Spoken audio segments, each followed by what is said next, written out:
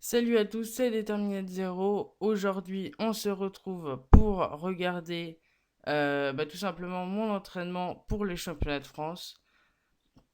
Alors déjà, je pense que je sais ce que vous vous dites. Pourquoi il n'y a pas la caméra? Tout simplement parce que j'ai eu quelques problèmes d'enregistrement, même pas mal de problèmes d'enregistrement avec la caméra pour enregistrer donc la ronde 1 et l'entraînement pour le championnat de France. Donc suite à ces bugs, j'ai pas pu vous publier les vidéos plus tôt. Donc là, je les publie aujourd'hui. Mais du coup, ça a pris un peu de retard. Donc je préfère pas mettre de caméra. Comme ça, au moins, ça va pas bugger. Euh, Aujourd'hui, pas de caméra. Mais ça n'empêchera pas de faire une vidéo qualitative. Puisque on va tout de suite regarder donc mon entraînement pour le championnat de France. Et on va voir donc tout de suite ce que j'ai travaillé. Donc vous pouvez voir ici déjà que j'ai commencé à travailler donc les ouvertures. Donc moi je suis pas très bon en ouverture. Je connais pas grand chose. Je connais écossaise et carocaine. Et en fait pour le championnat de France donc je me suis préparé à différentes ouvertures. Alors il y avait écossaise, carocaine, mais il y avait également défense slave, système de Londres, défense sicilienne et contrer la carocaine. Donc jouer contre la carocaine. Donc le site ça s'appelle Notion. À la base c'est pas trop fait pour enfin pas trop, même pas du tout fait pour les échecs, c'est plutôt pour des cours. Mais ça me permet de créer des documents où je peux mettre mon répertoire. Donc ici vous voyez ouverture écossaise avec une petite note à apprendre pour le championnat de France. Donc vous voyez ici l'ouverture. Euh, Là il y a les variantes d'échange, variantes cavalier F6, etc. Avec également les idées, les menaces. Donc ça m'a permis un peu de bosser pas mal mes ouvertures. Donc il y a un peu de tout, hein. Vous voyez donc écossaise il y a avec les blancs. Vous pouvez jouer également avec les noirs. Donc par exemple ici il y a défense slave. Donc ça c'est le répertoire que j'ai essayé de travailler. On m'a joué pas mal défense sicilienne. Défense sicilienne, après le problème c'est que une des variantes, je crois que c'était la variante D6 ou variante D6 ici. Celle-ci on me l'a beaucoup joué. Mais le problème, c'est que dans les parties, j'ai jamais joué cavalier C3 parce que j'avais pas assez étudié en fait. J'avais pas assez regardé mes ouvertures sur Notion. En fait, je les avais notées une fois, mais une fois que je les avais notées, je les ai plus regardées. Donc, je les ai enregistrées sur ma mémoire courte, mais sur ma mémoire longue. Donc, je suis pas allé revoir et donc ça m'a causé défaut puisque j'ai eu souvent du mal justement avec cette variante D6 et le problème de ne pas avoir joué cavalier C3 dans mes parties. Sinon, à part ça, c'était quand même pratique, hein. J'ai quand même pu réviser un peu mes ouvertures. Et j'ai noté donc en vert, c'est les ouvertures que j'ai appris et que je devais apprendre donc, pour le championnat de France. Et en noir, celles que j'ai pas encore apprises. Alors, Scandinave, je vais bientôt la mettre en vert. Vous voyez ici, j'ai mis pas mal de coups parce que j'ai regardé une vidéo pédagogique de Joachim Muhammad sur le sujet. Donc, je vais peut-être bientôt la mettre en verte. À part ça, donc, c'était plutôt bien. En ce moment, je travaille sur le Gambirois, donc on va tout de suite le mettre un peu plus en haut. Je pense que je vais bientôt le travailler. Euh, donc, euh, Attendez-vous à ce que les prochains roads de 1800 sur Chesscom, il y ait des Gambirois. Donc, ça, c'est pour les ouvertures. Alors maintenant, on va passer au milieu de jeu. Donc, milieu de jeu, qu'est-ce que j'ai fait? Alors, milieu de jeu, déjà, on a les problèmes Chesscom. Problème Chesscom, bon, je ne veux pas revenir beaucoup dessus. Je pense même pas que je vais les faire. Parce que j'ai déjà fait des vidéos dessus, vous connaissez. Bon, problème, donc il y a des tactiques, des problèmes simples, problèmes du jour, problèmes personnalisés, assez intéressant ça. Vous voyez, il y a plein de types de problèmes. Sprint de problèmes, donc essayer de faire le plus de problèmes possible en 5 minutes et en 3 fautes maximum.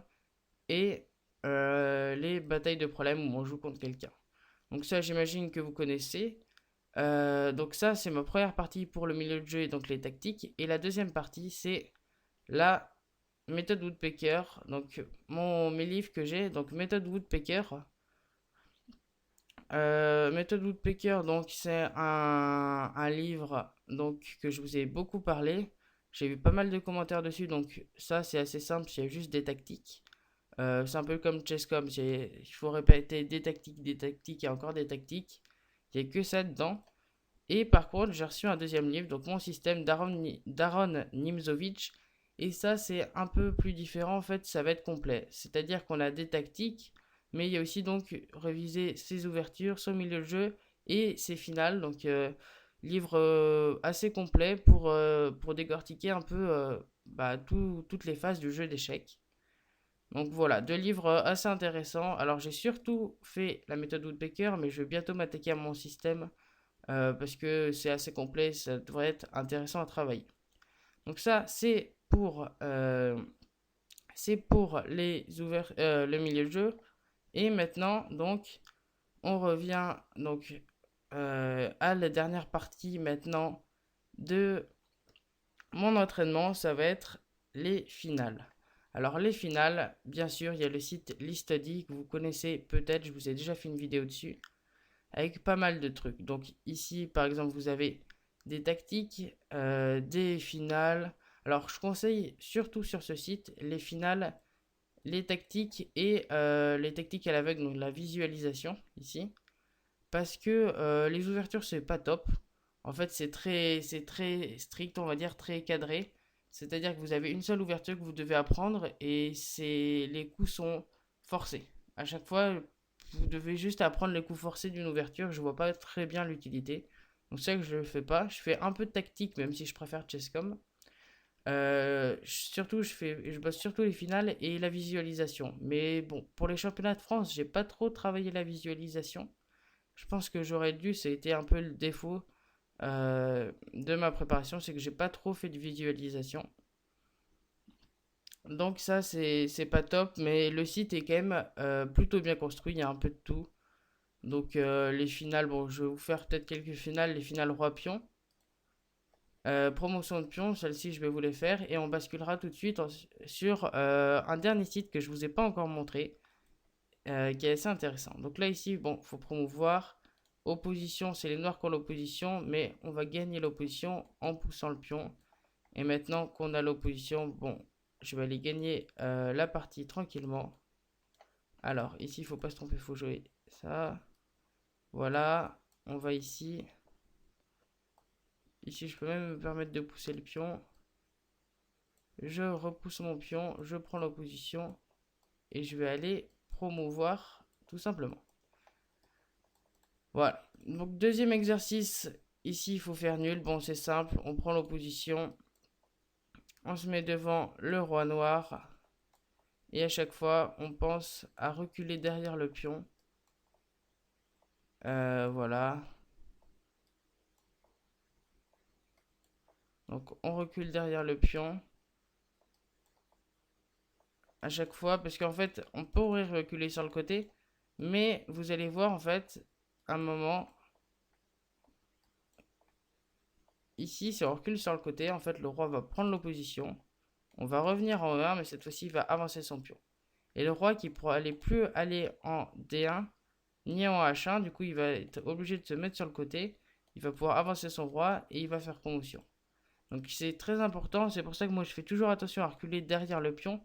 Parce que comme ça au moins ça m'aide à acquérir un réflexe de toujours reculer donc derrière le pion. Parce que dans des cas de figure où dans celui-ci par exemple, si je recule pas derrière le pion, je vais perdre la finale. Donc si je recule derrière le pion et je vais prendre l'opposition, voilà, et ça va tranquillement faire nul.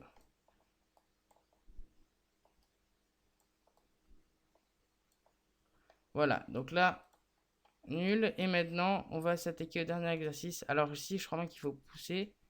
Il y a ça, et ensuite le roi avance. Il va protéger les pions, voilà.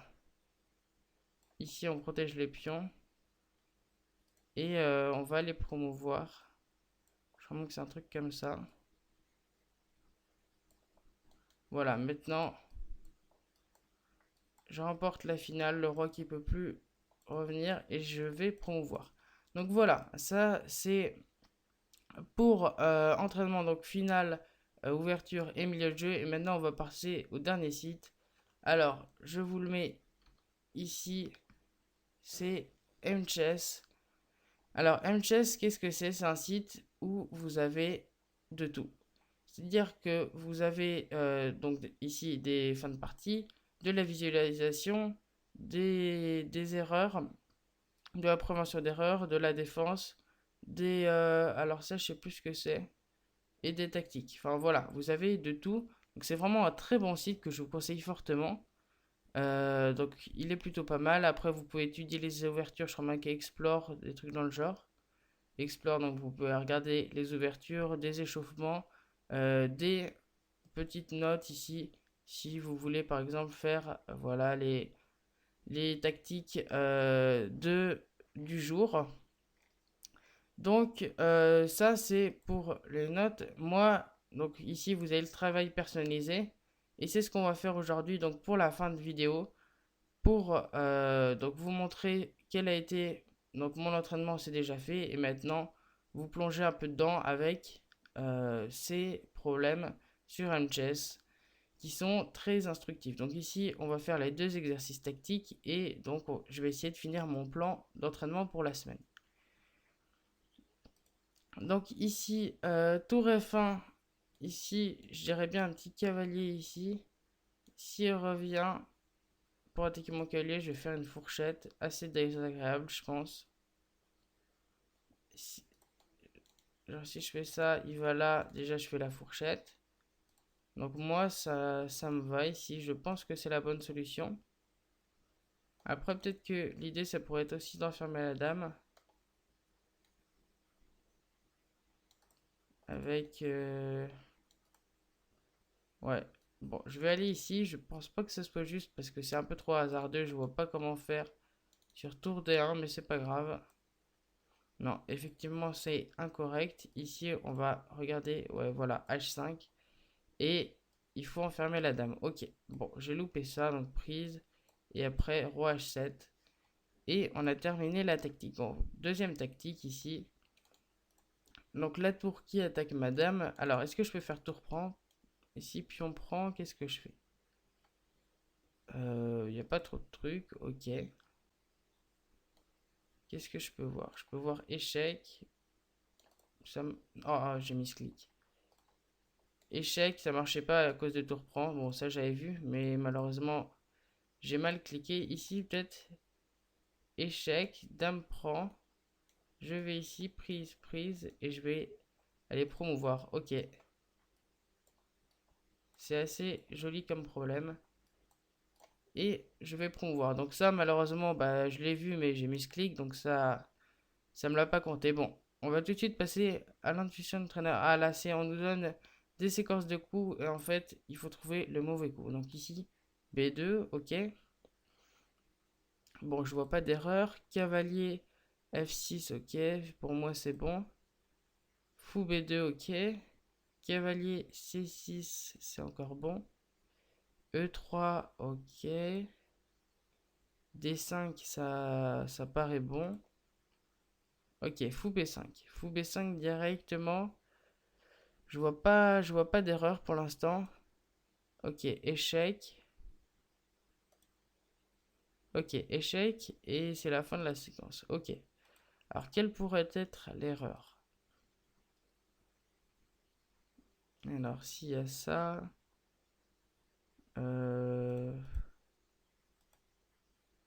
Déjà, je crois pas qu'il y ait de prise que je puisse prendre de pièces en un coup. On va revenir à la position de départ. Là, là, il y a peut-être... Non, il y a peut-être échec. Parce que la tour, là, elle est un peu coincée. Alors, je peux pas faire ça. Peut-être que... Ouais. Pour l'instant, je vois pas d'erreur. Je trouve que c'est plutôt bon. Ok, je vais dire fou B5. Ok, fou B5 qui était une erreur. Ah bah oui, je suis bête. J'ai pas réfléchi, mais ici... Mince. Ici, donc, échec. Et on va récupérer le fou. Ok, ensuite... Deuxième truc. Ok, là.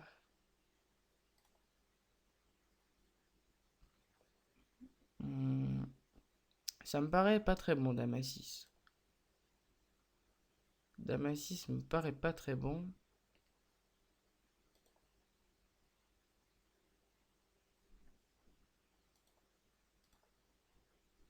Ah bah évidemment, dame B7 ici, l'erreur. Évidemment, il tour prend B7.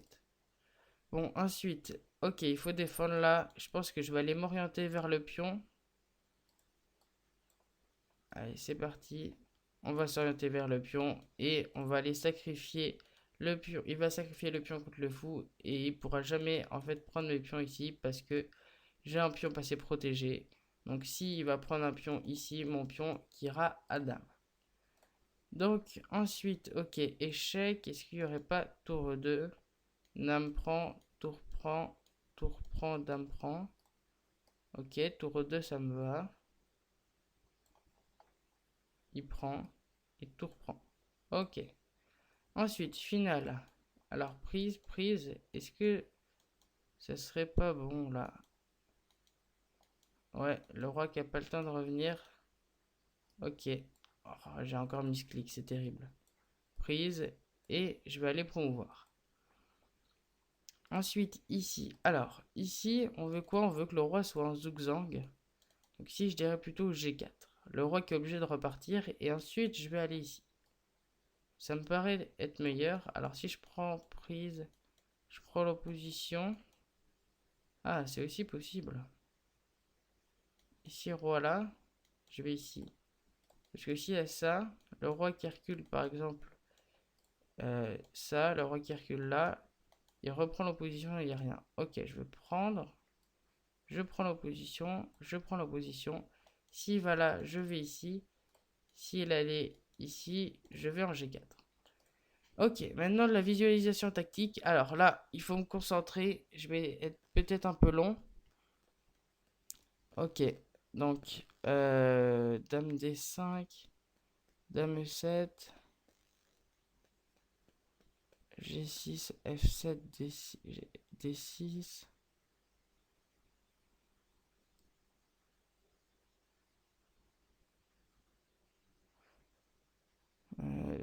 Roi G7. Une tour en C1, roi en C8. Ok.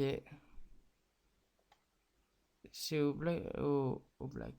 Au noir de jouer. Et. Ok, je vais essayer de m'en souvenir. Deliver checkmate. Ok. Ah, checkmate. J'ai cru que c'était un échec. Ok. Bah ici, dame ici, checkmate. Ok. Ensuite, un cavalier en E2, roi F5, tour en G5 et pion en H4 pour les blancs et pion en E4 et roi E7. Ok.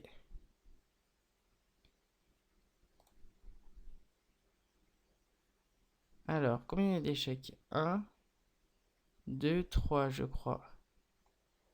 Genre, il y a cavalier ici, échec, et tour ici, échec. Je crois bien qu'il y en a 3. Je suis pas sûr des échecs du cavalier, mais des échecs de la tour, ouais. Non, c'est ça en fait. Le cavalier, il peut pas faire échec. Je pensais que le roi était ici, mais non. Il était plus loin, il y en avait qu'un seul.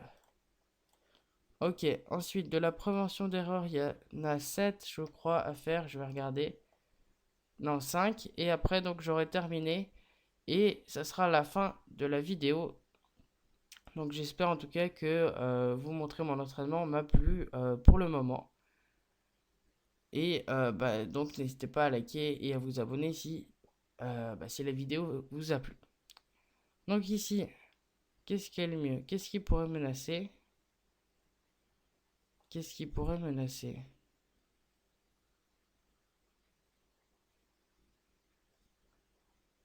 euh...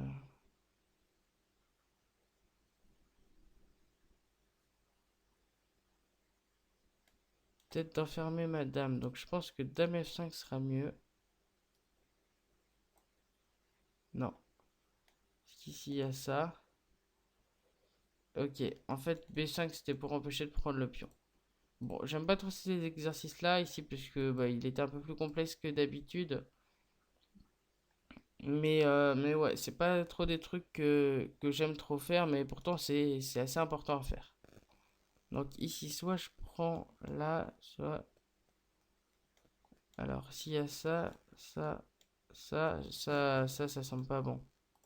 Ça sent pas bon du tout de prendre ici. Parce que à mon avis, il va y avoir une attaque, hein. Échec, un truc dans le genre.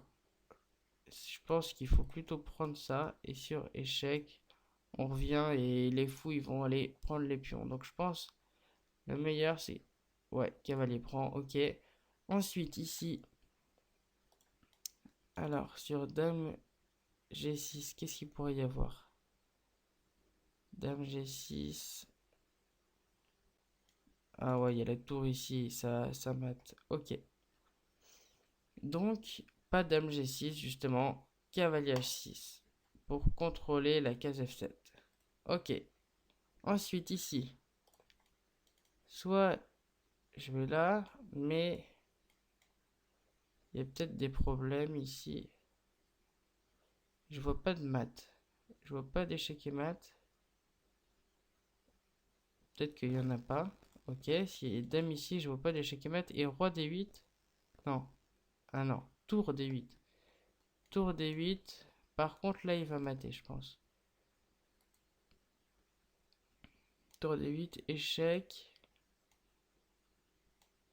Ah non, même pas. Même pas, mais je le sens moins bien quand même. Je vais dire dame C5 plutôt. Ouais, pour mettre un cloche sur la dame et la rendre moins active. Ok, dernier problème maintenant. Prévention d'erreur.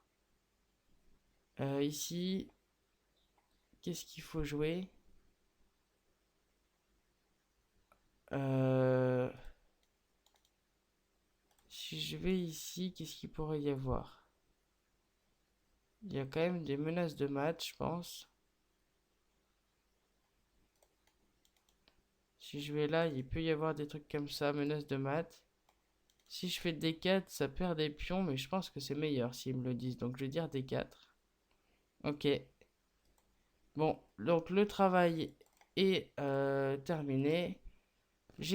Alors, j'ai pas encore terminé. Il me manque un truc. Alors, visualisation tactique. Bon, c'est parti. Non, je peux pas le faire.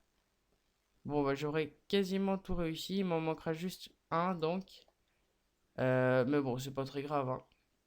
De faire 100% ou 98%, l'important, c'est de travailler assez régulièrement. Donc ça, c'est ce que je fais. Donc c'est plutôt pas mal. Donc, si vous avez aimé cette vidéo de mon entraînement pour les championnats de France, bah surtout n'hésitez pas à liker, à vous abonner et à commenter, ça fait extrêmement plaisir. Ne vous inquiétez pas, donc les rondes du championnat de France arrivent très bientôt, le Road to 1500 arrive bientôt. Il y a également la partie d'Interclub que j'ai faite il y a une semaine qui va arriver, donc que j'ai faite le 15, c'était quoi? Un mois après les championnats de France. Partie complètement exceptionnelle. Donc celle-ci, je vous invite fortement à aller la regarder après les championnats de France, après les vidéos du championnat de France, parce elle est vraiment insane. Donc, comme je vous l'ai dit, n'hésitez pas à liker et à vous abonner. Et on se retrouve pour une prochaine vidéo. Bye!